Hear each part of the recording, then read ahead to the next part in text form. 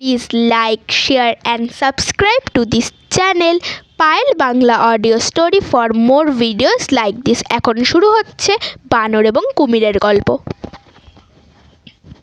এক সময় একটা জঙ্গলে একটা বানর থাকতো, যে নদীর তীরে জাম গাছে বসে থাকতো। একই বনে একটা কুমির ও তার স্ত্রী থাকতো। কিন্তু একদিন কুমির নদীর তীরে এসে গাছের নিচে বিশ্রাম নিল। দয়াবান বানর তাকে কিছু ফলও খেতে দিল।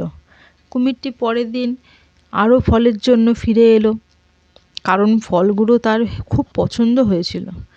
কিন্তু দিন কেটে যাওয়ার সাথে সাথে কুমির এবং ভালো বন্ধু হয়ে গেল। কিছুদিন পর একদিন বানর কুমিরের স্ত্রীর জন্য কিছু ফল পাঠালো। সে ফলগুলো খেলো এবং তার খুব ভালো লাগলো। কিন্তু তার হিংসা হলো এইটা ভেবে যে সে বানরের সাথে তার স্বামীর সময় কাটানোর পছন্দ করতো না। সে তার স্বামীকে বলল, যদি ফলগুলি এত রসালো হয় তবে আমি ভেবে অবাক হই যে বানরের হৃদয়টি কত মিষ্টি হবে। আমাকে বানরের হৃদয় এনে দাও।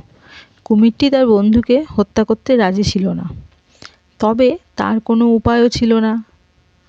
সে বানরকে তার বাড়িতে রাতের খাবারের জন্য আমন্ত্রণ জানালো এবং বলল যে তার স্ত্রী তার সাথে দেখা করতে চায়।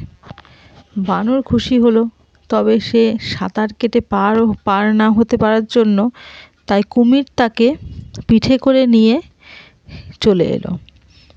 কুমির খুশি হলো যে সে বানরকে বোকা বানাতে পেরেছে এটা ভেবে, কিন্তু নিয়ে যাওয়ার সময় সে বানরকে বাড়িতে নিয়ে যাওয়ার আসল কারণটাই বলে ফেলল।